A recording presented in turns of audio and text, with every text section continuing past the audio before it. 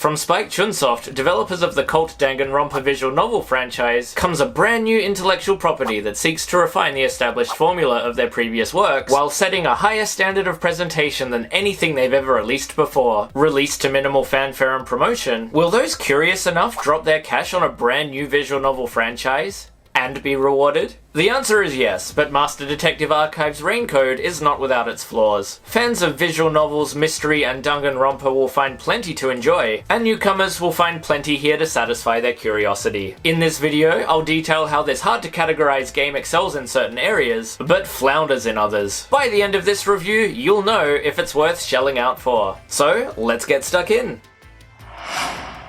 Conforming to a lot of mystery visual novel tropes, protagonist Yuma Cocohead awakens with no memories. He's told he's a member of the World Detective Organization and is dispatched to Kanai Ward, an isolated cyberpunk city in which a paramilitary government rules with an iron fist, and the city is under a perpetual rainfall. Tasked with uncovering a world-shattering secret hidden in the murky Kanai Ward, as Yuma, you'll solve murder mysteries along the way to the climactic final chapter. And checking off another trope box found in Japanese games, you're joined by a cute spirit that only the protagonist can see. She is Shinigami, the god of death, and in the real world, she takes the form of a chibi marketable ghost, and in the alternate universe dreamscape called the Mystery Labyrinth, she takes the form of a buxom human girl who serves as your guide here. Ugh, more on her later. Anyway, following the visual novel formula of investigating a crime scene and gathering testimonies, identifying the culprit involves being spirited away to this dreamscape. Essentially, the Mystery Labyrinth takes the role of the courtroom from Ace Attorney, or the class trials from Danganronpa. In showdowns with mystery phantoms, corrupted spirits of people from the real world, you'll have to jump over and dodge words they throw at you, while slicing the correct word with your sword and presenting the evidence which contradicts it. While trying to put a variation on how your protagonist presents evidence, this is one of the most uninteresting aspects of the game. Jumping and dodging is either too easy, or if you adjust the difficulty, becomes a bit janky and excessively hard. It's not the most intuitive mechanic, and fares less well than its gameplay counterparts in Ace Attorney and Danganronpa. I appreciate the developers' attempts to make cross-examination more interactive and exciting, but the core concept is not that strong or interesting. As for gameplay sections in the real world, this is where Raincode truly shines. In a rarity for the visual novel genre, protagonist Yuma is fully controllable in the third person, and you can walk around the world with freedom of movement. And what a joy it is to walk around this world, as the environments are just dripping with charm. Taking cues from cyberpunk noir films such as Blade Runner, the environment is rendered colourfully with neon lighting effects and reflective puddles of water. 3D character models populate the world too, and these are some incredible character designs, with superb costuming that complements the wet cyberpunk world in which they live. Surprisingly, it's one of the best looking and performing games on the Switch, that uses an anime art style to its advantage, being a living anime world that is clearly pushing the aging Switch hardware. Backed up by moody ambient music and sound design, this game absolutely nails the atmospheric design it's going for, and this is the game's greatest asset. Which is a shame that this moody atmosphere is undercut by tonal imbalance in its story and characters. While you're in mystery solving mode, this story is firing on all cylinders. As a veteran of murder mystery games, these were some of the greatest murder cases I've ever solved in games, and it's a credit to the writing staff for coming up with some clever and creative murders, with surprising and rewarding payoffs. Unfortunately, the excitement and engagement of solving mysteries is ruined by Raincode's weakest asset, Shinigami. While the game mostly has a mature tone, Shinigami is like a Danganronpa import. Foul-mouthed and constantly talking about sex, her presence adds a childish, juvenile, and vulgar element to the game. Her character is truly baffling, and I felt like she didn't belong in this game at all. It suggests a weakness and vanity on Spike Chunsoft's part. Instead of committing to a serious tone for a new IP, they stuck to what they were familiar with. Perhaps they thought this is what their fans would expect, considering many Danganronpa fans would naturally migrate to Raincode. Or perhaps being an anime-styled game, they needed this kind of character in there. But in my opinion, she doesn't add much to the story, and plunges what could be a fantastic new visual novel IP into the territory of cliches and well-worn anime tropes. While the murder mystery aspect of the story kept me on edge, the final act was also a letdown. Without spoiling anything, the final act of the game takes a sharp left turn into the bizarre. The way it ends is too fantastic fantastic, too epic, too sci-fi, and just too weird. When focusing on the smaller stuff and character moments, Raincoat excels, and didn't need such a bizarre, unexpected, and weird final act. It's yet another example of clashing tones and ideas, and overall, the mostly great story could have used a bit more refining and editing. To sum this up, Master Detective Archives is an engaging and rewarding visual novel, replete with satisfying mysteries to solve, beautiful atmospheric design, and mostly memorable characters. It lays a solid foundation for future installments, which I'd really like to see. Like Danganronpa, Raincoat is destined for cult status. It's only let down by some contradictory tonal elements and unrefined gameplay in certain areas, but if you look past its flaws, you'll find one of the most exciting releases in the visual novel genre in recent memory.